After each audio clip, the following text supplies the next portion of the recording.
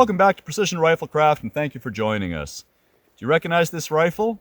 Well, if you're new to the channel, there's no reason why you would, but if you're one of the originals who's been following my project from the beginning, then you might recognize that it's the same Savage Model 10 308 Winchester I've been running since day one. I love this rifle, and I finally gave it the upgrade it's always deserved, dropping it into an MDT TAC21 precision chassis. The main reason I did this is because I decided it's finally time to learn how to shoot off a tripod. I've been sort of spoiled my whole life shooting off a bipod from the prone position.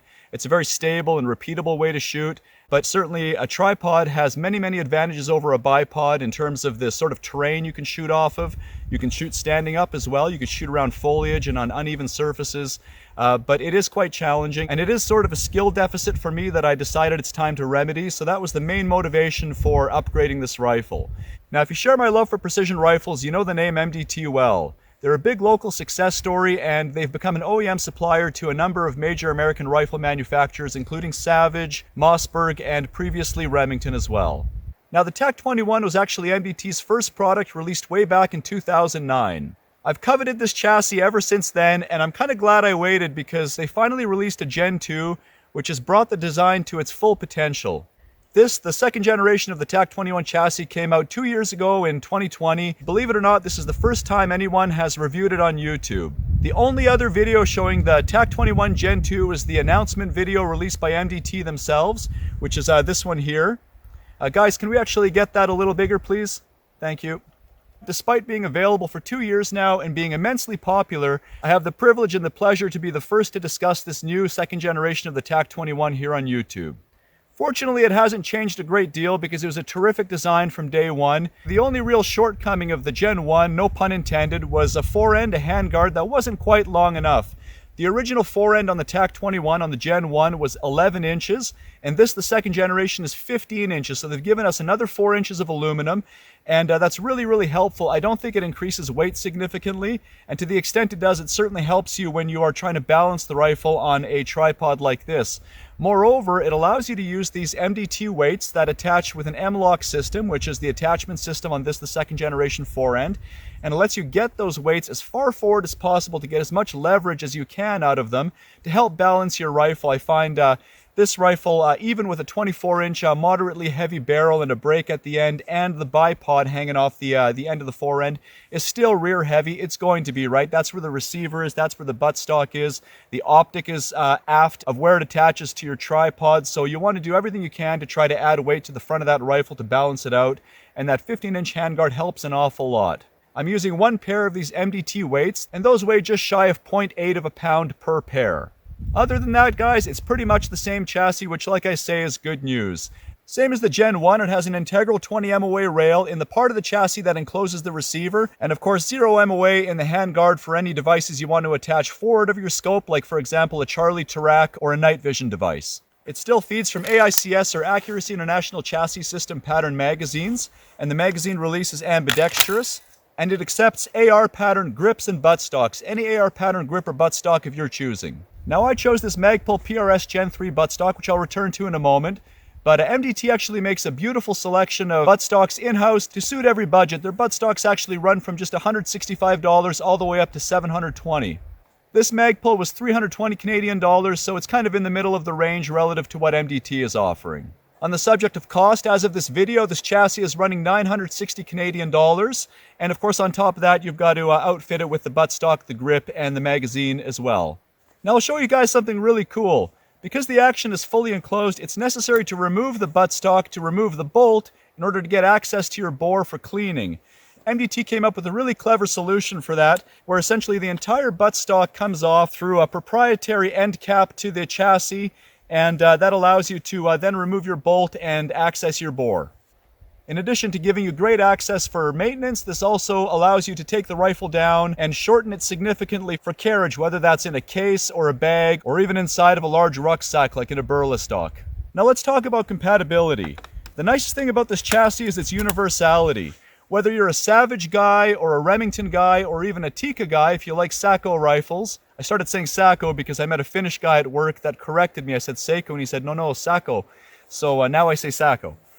Anyway, you can get this for either your Savage, your Tikka, or your Remington footprint in both short and long actions. Now that last one is what really makes this so intriguing, because the Remington 700 footprint has become the de facto standard for full custom actions in the market today. So there's a multitude of manufacturers now making very fine precision actions in very small batches. There's too many of them to name, but there's an awful lot of them. And virtually all of them these days are using the REM 700 footprint. So that form factor for an action, if you have a stock that's inletted for a Remington 700, you have a tremendous selection of options out there for a full custom build. Even Cadex makes their own version of the Remington 700, calling it the R7. So virtually everyone these days makes a Remington 700 footprint action. You can build virtually any rifle using this chassis. Of course, they're also accommodating the Tikka and the Savage guys like me by offering it in those versions as well, which really gives you an awful lot of flexibility.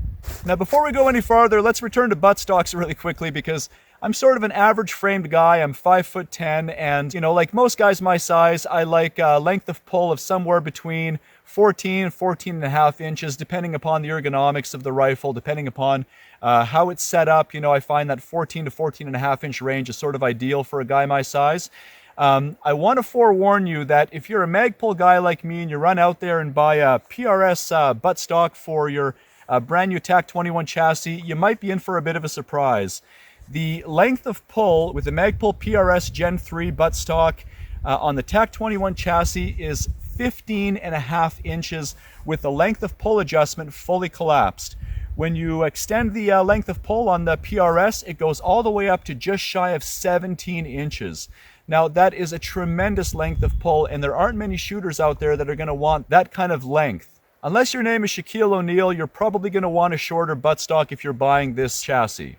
Now, that said, I am getting used to it. I've done a little bit of shooting with this rifle, and I'm starting to like the buttstock, but it was a bit of a surprise at first, and at the end of the day, I might still end up switching over to a shorter buttstock. And I did a little bit of research, and I found out that the MDT SRS short buttstock is probably ideal for this chassis. It's going to give you a length of pull between 14 and 15 inches. That's really perfect. That's definitely in the sweet spot for the vast majority of precision rifle shooters out there.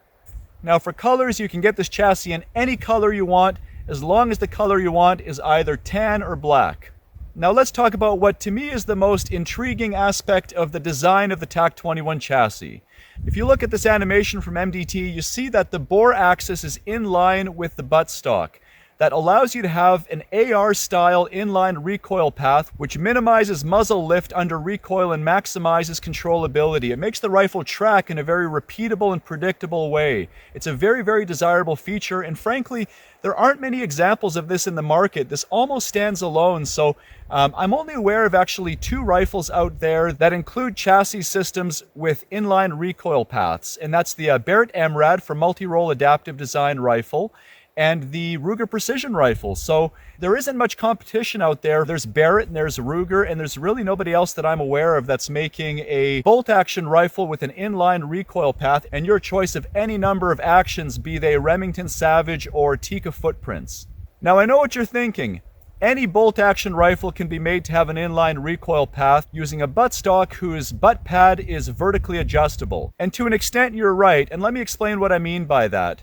Now, both the Magpul PRS and all of the premium buttstocks at the higher end of the MDT range do offer this feature. But there is a catch to achieving an inline recoil path with this approach. There's actually a fantastic video made by the Australian YouTube channel Mark and Sam After Work, where Mark discussed this in great detail and showed that when achieving an inline recoil path with a vertically adjustable butt pad, you invariably get some flex with heavier recoiling cartridges, and that negates that inline recoil path that method achieved.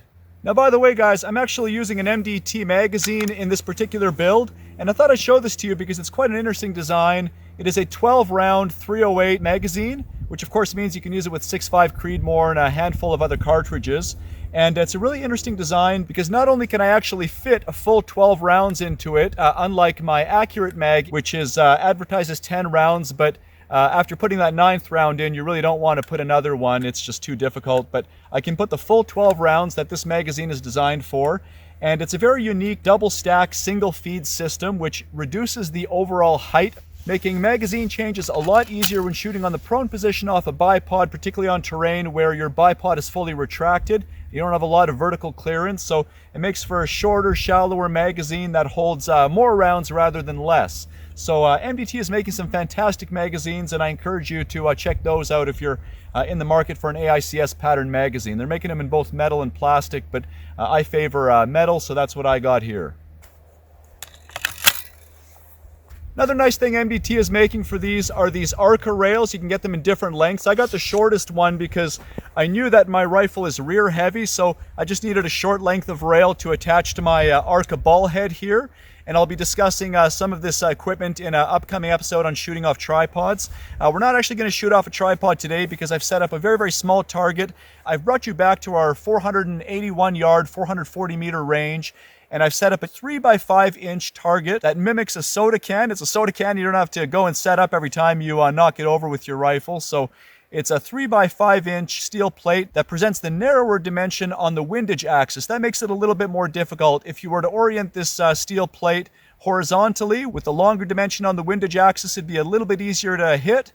But I prefer to orient it like a soda can that's standing up because it does make it a little bit more difficult to engage. Obviously, you can get your elevation bang on. It's the windage that keeps shifting on you while you're shooting. So by orienting that narrower dimension on the windage axis, that makes this target a little harder to hit. So the next thing we're going to do is we're going to get in the prone position and we're going to take some shots on this little steel plate here.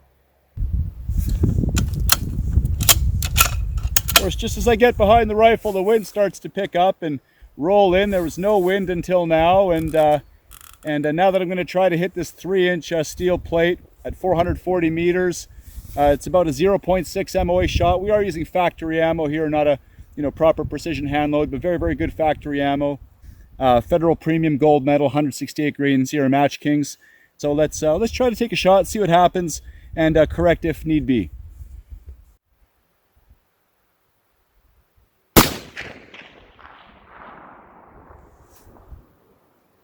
I'm going to correct one click to the left, and I'm going to bring it down one click.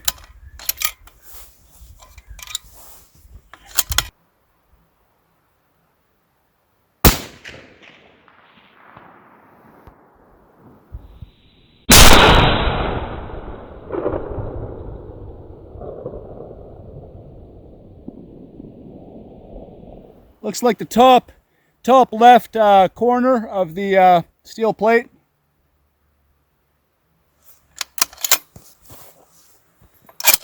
Take another shot.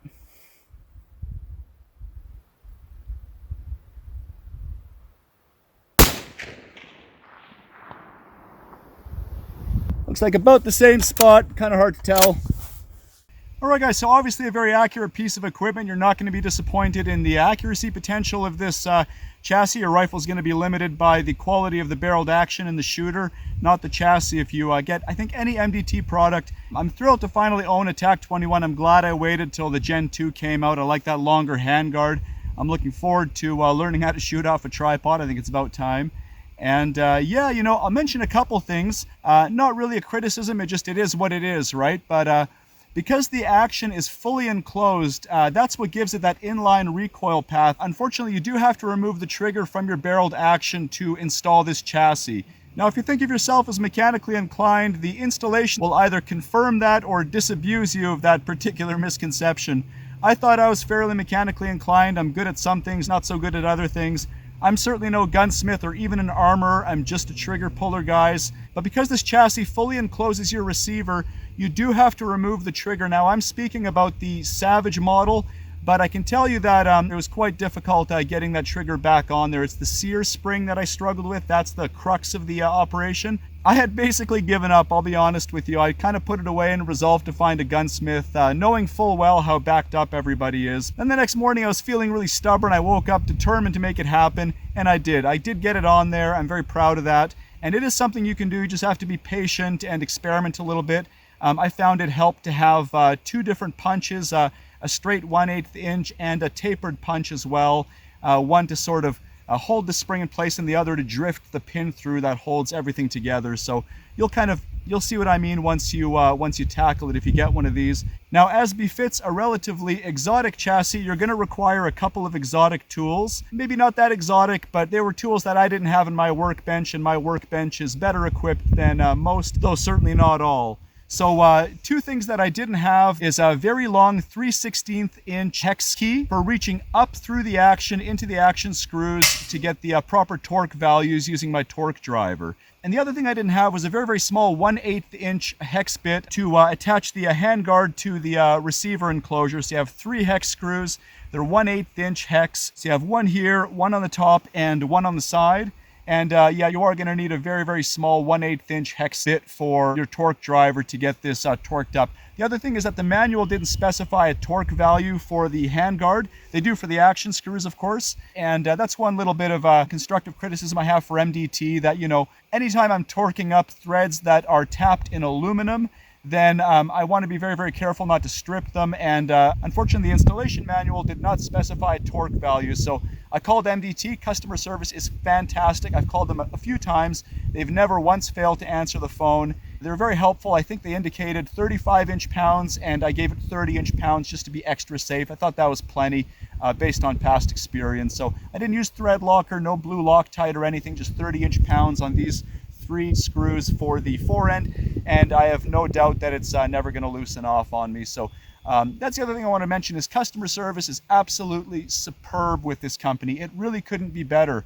Like I said, I had a few interactions with them. I actually thought about buying the Gen 1 because I found a fantastic deal at a local gun shop, an old inventory of the Gen 1 marked down like 40% or something. It was pretty hard to say no to, but the more I thought about it, the more I realized that, you know, it's that buy once, cry once principle. So I did spring for the Gen 2. But anyway, this Gen 1 chassis that was marked down 40% had none of the hardware, none of the parts you need to put it all together. So I called MDT, asked them first of all if they even had that hardware from the old Gen 1. They said not only did they have it, but they would mail it to me on their dime, no charge. They would pay for everything, no cost to the customer. So if you lose a screw, you lose a part, they're going to have your back. The other little insight I had into their customer service was a very, very minor issue the chassis had. It wasn't really a problem with the chassis at all. It was really a matter of stacking tolerances. So when you have different parts that are supposed to interoperate, like magazines with magwells, for example, there may be some variation between manufacturers. There are certain tolerances, and when you have multiple parts, you get stacking tolerances that may result in a minor issue. So essentially, my MDT magazine and my Accurate magazine as well, the one I mentioned earlier that doesn't quite hold 10 rounds, neither of them would fully sit. The mag catch wouldn't engage. So I reached out to MDT, and they immediately sent me out 2 replacement mag catches, one slightly shorter, I think it was 0.1 of a mil, and the other one was, I think, a full mil or something. But in any case, there were 2 different sizes, and I started with the longer of the 2, so the slightly shorter one. I dropped it in. It was a very easy job, and it engages no problem at all. Boom. It's just one of those minor issues, and they resolved it very quickly at no cost to me. Particularly after my dealings with M+M, the previous episode, you really appreciate what a good company is like to deal with. So bottom line, guys, is this the world's best bolt gun chassis? I think it could be. If you're building a bolt gun and you've decided you want an inline recoil path, there's nothing else out there that's going to give you this much choice in terms of what kind of action you drop into it, what buttstock you put on it, even the grip. I like that it doesn't come with a pistol grip because you could choose whatever you want and not end up with something in the part spin, right? So they've really thought this through. They've done a fantastic job.